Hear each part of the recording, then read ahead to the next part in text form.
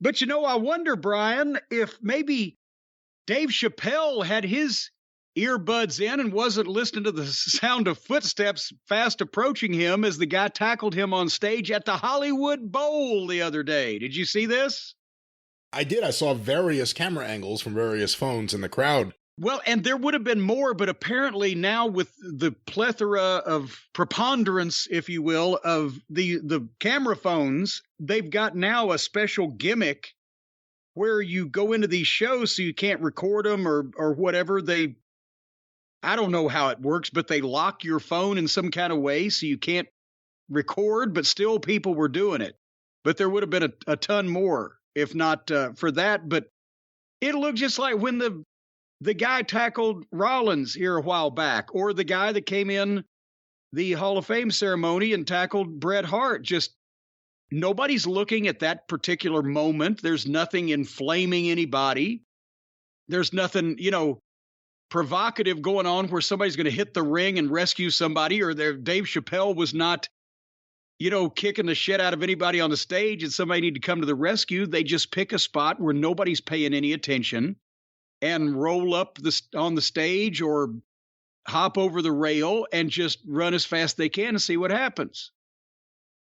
And apparently, who was it? Was it Jamie Foxx that was there also and came out to help and said, hey, was that Will Smith?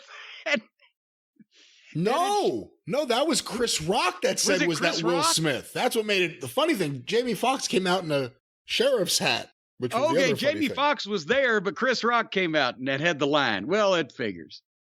And then they went back. It was like a wrestling deal. They went back around the curtain to watch people put the boots to the fucking guy before they drug him off. But now, again. And no one's complaining. No one's like, that poor man. He did not deserve that beating. That's interesting, too. Well, no, nobody. Why would anybody say that to begin with? Because that's one of the reasons they say you can't beat up people anymore. You can't even get a jury that would agree with you that anyone was justified in getting their ass kicked. Everyone agrees this guy was justified in getting his ass kicked. I stand in firm agreement with that. But now it's becoming a thing, I guess, used to every once in a while you had the streaker at the Super Bowl or whatever, right? Or, Morgana the Kissing Bandit would disrupt the Major League Baseball games or whatever. Maybe when you were a kid, you wanted to see Morgana at your Mets game. But it's not heat. It's not people attacking people because of something that they've done that's inflamed the crowd or whatever. It's just mental cases that want to get on TV or be somebody. But now Howie Mandel, who is obviously a noted germaphobe to begin with, now he was quoted as saying in one of these stories, he's scared to perform live anymore.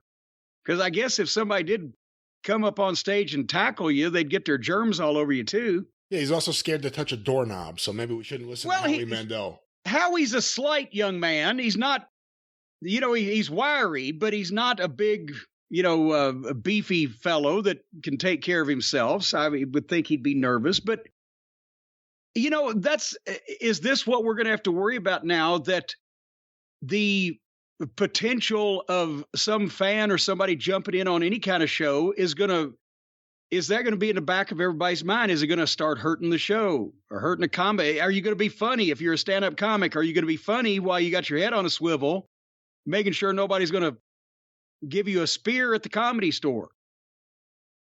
Because I can tell you from experience that crowds in certain places did hurt matches based on what they would have seen versus what they saw because they were so fucking out of control and nobody was riding herd on them. There's been, numerous instances of that in the territory days, but like I said, it's completely different now. Today's wrestler can go out and they can think in the back of their mind, yeah, some nut may jump in the ring or try to tackle me on the way to the ring, but it's probably not going to happen. There's really no reason to believe that lightning's going to strike in this instance, but it's possible. And, and so they still think about that. But in the territory days, depending on the territory or the town you were in, it was either probable to highly likely that that was going to happen. And you still had to, and with less security and less space in between, and you still had to go out and do the shit you had to go out and do. And that did weigh heavily on your mind. Anything from, I've told a story of, Ernie Ladd telling Ox in Cleveland, the natives are getting restless. But a lot of times you knew with a town or just with when you heard your finish in a certain town, you would say, okay, we're going to have some trouble here. And other times I've told the stories about Tulsa or Biloxi, Mississippi or Houma, Louisiana. Even if whatever the match was, you were thinking probably something is going to happen. And in other times, there were towns where you felt reasonably safe. You would say it would be very unlikely, but still possible because you always were watching. But it'd be very unlikely that here in the Greensboro Coliseum, with the great police and so much room around the ring, it's highly unlikely anything's going to happen. If it does, it'll happen on the aisleway to and from, not around the ring. And, a different place like Oklahoma City, the Myriad was just so nice. You didn't have to worry too much. But you go 100 miles up the road, and in Tulsa, we were in Tulsa 21 times in 1984, the Midnight Express and I, and had 7 of the, what's that? That's 33%. 7 different interaction, riots, fights, people jumping in the ring, police intervention, whatever the case. So that's a third of the time in that town. In our match specifically, there was other incidents that didn't happen with us on shows. And every once in a while, I've told you about Galliano, Louisiana, haven't I? The name sounds familiar. I don't remember which specific story. The afternoon show we did, it was a fishing village in South Louisiana. And they've got a little rec center that seated probably, it was a spot show. Maybe they could get 1,000 people in there, maybe 800, whatever. It was jammed, but it was just a small building. And it's a Sunday afternoon, 3:00 show. And we think, okay, it's just a spot show. And we get there and it looks normal. It wasn't that old of a building. And the only thing that made us nervous was the fact that we were so far in South Louisiana that there was literally one road to this town because it was out into the bayou or whatever. So but then we get there and we get in the dressing room and we say, well, we have to literally walk out into the building to get out of the locker room to even go back to the parking lot. So we're on the main event. We're going to have to wait till the people leave. We know that. Because that's the thing. If you were a heel in the territory days, you either tried to get out before the show was over, or if you couldn't do that, you waited until all the baby faces had left. Because then, after the baby faces leave, any fans that are still there are there to cause trouble, and at least you've weeded a few out and you've separated it into the ones you need to keep an eye on, right? And then the cops walk you to your car and they can keep an eye on them too. But nevertheless, the people get there. By the time the bell rings, we're in this concrete block locker room and don't want to go out in the building and stand there and, in this crowd to be able to watch the matches. So we're just sitting there. The first match comes in and says, watch the people. And it was the heel dressing room. So that's the heel, the first guy out at a show. The first heel would always come back and tell the other heels kind of what the temperature was. And if you hear from the first match, watch the people, you got trouble. So it was like 4 or 5 matches on the card. The third match was from Dallas, off the Dallas TV. Fritz had loaned them out. Gorgeous Jimmy Garvin and Precious against Chris Adams. And immediately Dundee had come in and told Gorgeous, said, just have Precious walk out, get your jacket and come back. We're not going to leave her at ringside. That's not a good sign. Well, they had cops and they walked Precious in the 40 feet to the ring and the 40 feet back. She was assaulted by like 6 different people, grabbing her and pulling her hair and trying to steal the jacket. They're all drunk.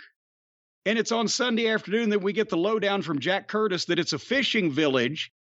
And everybody came in off the boats on Friday night and started drinking.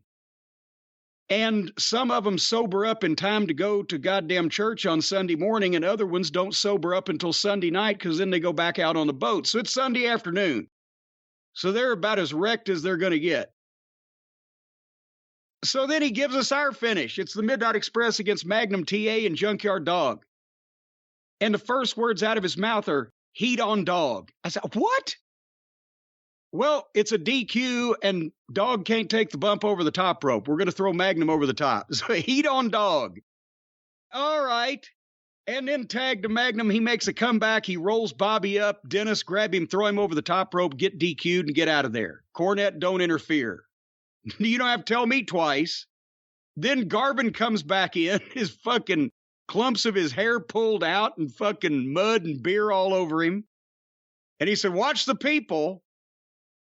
So we went out there, and as soon as the bell rang, a big Cajun threw a beer in Bobby's eyes. He's blind at ringside. We're trying to find him a towel. The cops are surrounding me. There's 4 or 5 of them, and they look nervous. And I stood there and hugged the ring post for the entire match. They shined Dog and TA as much as they could, and then they cut Junkyard Dog off with a knee in the back when he hit the ropes, and the people stood up and started throwing shit. And so at that point, they basically got a chin lock on JYD and tagged in and out working that chin lock for 5 minutes. And then Dennis decided we've given him enough. They get the fuck out of here. Tag to Magnum. Nail Bobby, nail Dennis, nail Bobby, nail Dennis. Bump, bump, bump, bump. Roll up on Bobby. Dennis grabs fucking Magnum, throws him over the top rope. By the time Magnum hit the floor, both Bobby and Dennis were on the floor on either side of me, and we were in the middle of those cops running to the back while the people were trying to swing at us. They heard the announcement that Magnum and Dog were the winners in the ring when we already got back through the door, and then they diverted them, and they were happy for a second, and we got the fuck out of there. And then the cops tell us in the locker room, we're going to lock the door like they used to do in Homa, too. Give us about an hour to clear the parking lot. So we sit there thinking, what are we going to go out and see?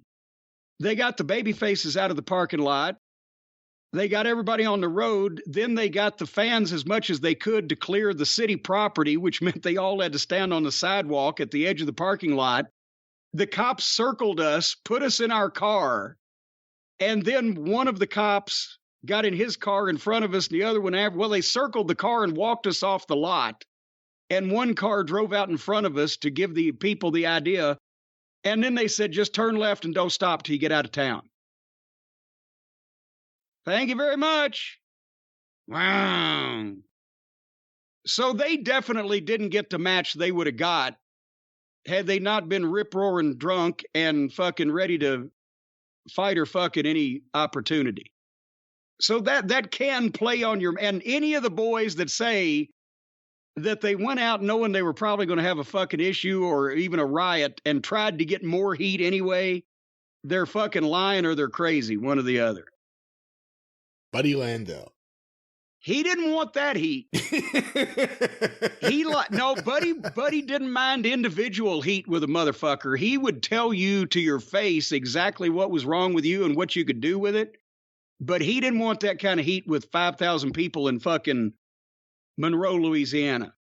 Were there ever any occurrences of a crowd that did not seem like it was going to be that crowd, and all of a sudden shit just broke down? Other than Beckley, I guess. Were there any examples of crowds that you're like, this crowd seems fine, we can go out there and do our not normal, but we can go out there and work the way the Midnight Express want to work. And then it's like, oh boy, we better calm down. This crowd's getting too hot. There were a few of those where you would think, like I mentioned, one of the towns where you were okay. And then, the finish, like, goddamn, where was it? Oh, shit. I'm trying to think. Lawton, Oklahoma. That's where it was. It's a world-class spot show in the Midnight Express and the Fantastics. And we'd never been there, but it's not like it's a teeming metropolis, especially almost 40 years ago. But it was a decent building, and everything looked okay. And the Dallas crowds you didn't have nearly the heat that you did from the Louisiana crowds, the world-class territory versus Mid-South. We still had issues with people in world class, as I've recounted some stories from time to time, and especially the Sportatorium, they could get rowdy. But it wasn't just constant like it was in Louisiana. So we're in Lawton, Oklahoma, and goddamn, I can't remember what it was. Oh, I did something. I interfered, poked one of the Fantastics, and one of the guys on the front row stood up and grabbed a fucking chair and folded it up. And I'm yelling at him, and Bobby sees it and gets down and grabs a chair, and he grabs it and he folds it up. And at that point, every male member of the goddamn east section of ringside stood up and picked their chair up and folded it up. And Bobby unfolded his chair and set it fucking down. And we just kind of got out of there as quickly as we could. I mean, something can happen at any point. I didn't expect that guy to jump me in Charlotte that time when Dusty did the flying crossbody off the apron, because there was, 2 or 3 cops behind me. But, shit can happen. But that's the thing now. It's changed from it happened much more often then, but you could kind of see it coming because there was a reason for it. And it was only directed at the heels.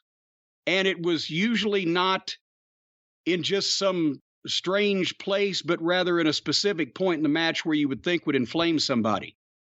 And like I said, now they don't care who they're tackling, babyface, heel, whether they like them or hate them or whatever. They just want to get a name and, get some attention of some kind because something's wrong upstairs. It's a deranged fan, not an angry fan. Yeah. So with that, it's happening less, but you can never tell where it's going to happen or when because it makes no sense. So, I can see people being, especially any of the guys and girls that have never worked the territories and didn't feel what heat was like and didn't go out. You hadn't got used to it. Because now there are people in the business that have been heels for 10, 15 years and have never experienced getting actual heat or anybody trying to jump them or hit the ring or fuck their vehicle up or do any of these things. And so it's got to be shocking. Whereas in those days, you got used to it and you expected it. And I knew what was going to happen even before I got into business because I'd been a photographer for years and seen all that shit happen to other people and testified in court cases about it. So you already had baked that in the cake, as they say. You already knew that shit was probably going to take place at least a few times a month. And then it still wasn't more fun when it happened, but you didn't dwell on it as much because you were kind of like, well, we'll just see what happens. You were already resigned or resolved or whatever. Does that make any sense? Makes a lot of sense, and it really puts things in perspective. I was thinking it when watching Raw, not to your specific story here, but just the safety these guys have, other than when a deranged fan hops the rail and tackles you.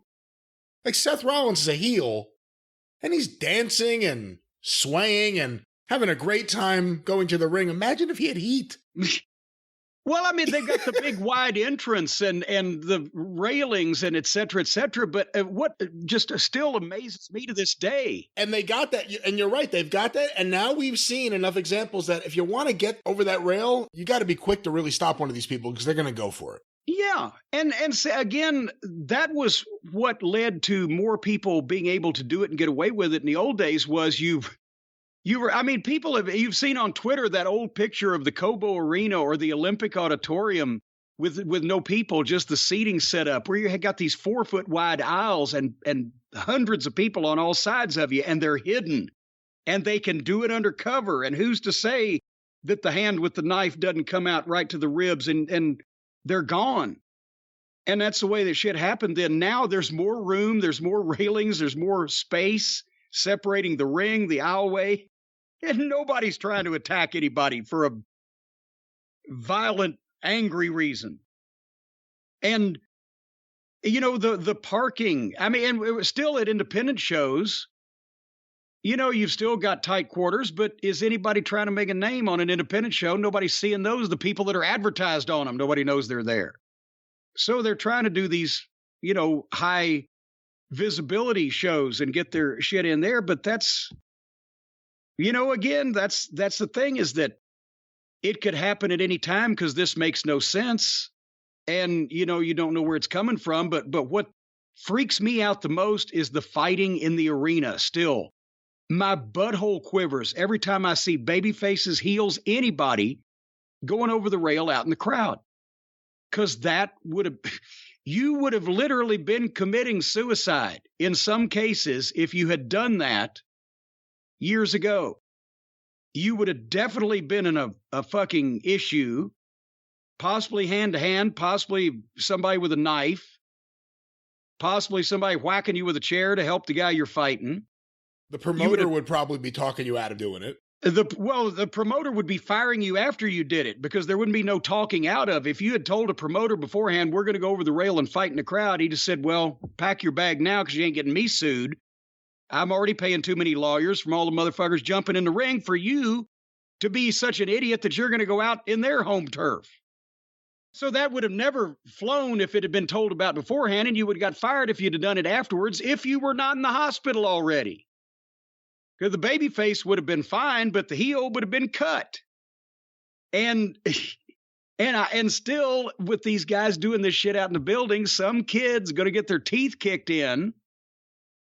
And then either a guy's going to retaliate or somebody's going to sue. So, but I'm just amazed at any time that you can talk, much less they want to do it of their own idea. Any of the boys now, but any heel in general, into going over the rail and out into the people, even with security following you around. I've been attacked with 8 fucking police surrounding me in a flying wedge. So fuck that. Yeah, there's 3 guys from Atlas Security. No disrespect, but there's 3 guys from Atlas Security, and you're in the middle of fucking 2,000 people in your underwear. If nobody hits you, that means nobody gives a shit about you.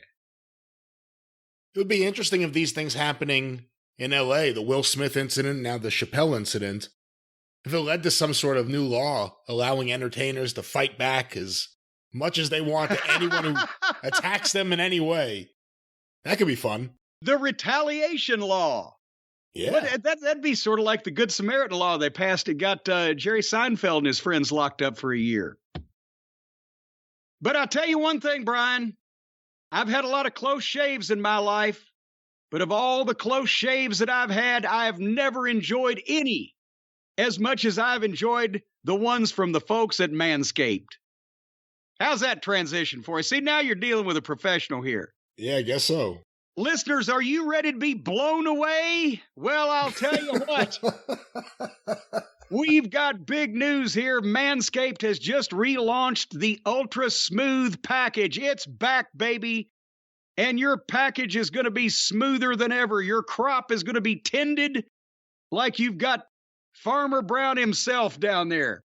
It's your favorite tool and your complement to the Lawnmower 4.0 while keeping your boys smooth and looking and feeling and smelling their best, and especially now with Mother's Day and Father's Day coming up in quick succession.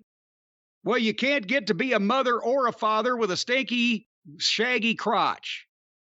But now you can buff, protect, and shave your most sensitive areas with, as I said, the Ultra Smooth package. What you do is you just grab that Lawnmower 4.0 that you've already got and give them the classic trim down there. And then you take out the Ultra Smooth package and use the crop exfoliator, infused with ingredients that can soothe, clear, and keep the skin on and around your groin. Oh, feeling refreshed. I always want to keep the skin on my groin, and also the skin around it is something I'd like to keep a hold of it at all costs as well, but it can be feeling refreshed. See, they put the period in the wrong place. Right. The crop exfoliator can help reduce the risk of ingrown hairs also, because you don't want that to happen. When they grow the other way, well, they'll come out the back of your ass and they'll look shaggy. Then you've got the crop gel, where you can It's a clear shaving gel just for the groinal area so you can see where you're shaving. You don't want to obscure your view down there. There's things that could be severed if you don't have a good clear view. And finally, the crop shaver, designed for shaving the groin area with confidence. And you know, Brian, you always need confidence when you're shaving your nuts. Because I'm telling you, anything down there, you don't want the hand shaking. You don't want to be second guessing yourself. Things could happen. My God, it could be a bloodbath. But these 3 precision blades in the crop shaver include extra wide lubricating strips and a pivoting head. And we have talked about it many times, but you will not beat the pivoting head for your ultimate groin grooming experience, or any groin experience that you want to have will be exacerbated and possibly masturbated with pivoting head. All kinds of baited. The crop shaver's not your average razor. It's smaller and it's thicker. That's what they say about me. Wait, it's got a micro comb bar that allows for the best shave possible from any angle. You can stand on your head. You can stick a leg out the window. Whatever angle you get in, you'll get the best shave possible. And all 3 of these things, the crop exfoliator, the crop gel, and the crop shaver, are vegan, cruelty-free, and sulfate-free products. You will not get any sulfates in this razor.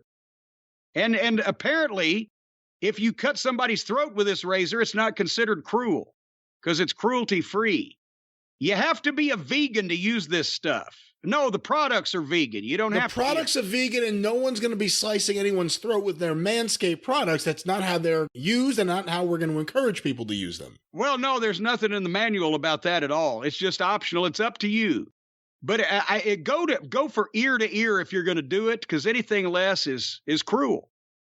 Folks, it's time to get up close and personal with the best tools for the job, the Ultra Smooth package from Manscaped. And right now, you can get 20% off and free shipping if you use the code DRIVE, D-R-I-V-E, at manscaped.com. 20% off and free shipping with the code DRIVE at manscaped.com for the Ultra Smooth package or anything else that you want to use from Manscaped to smooth out your fellas down there. Your balls are going to thank you, and mothers will thank you, and fathers will thank you. And how, if there's a Mother's Day and a Father's Day, why is there not a Children's Day? And would children care if you shave your crotch? That's a question for another time. No, that's not a question for any time. Well, then maybe they just don't care.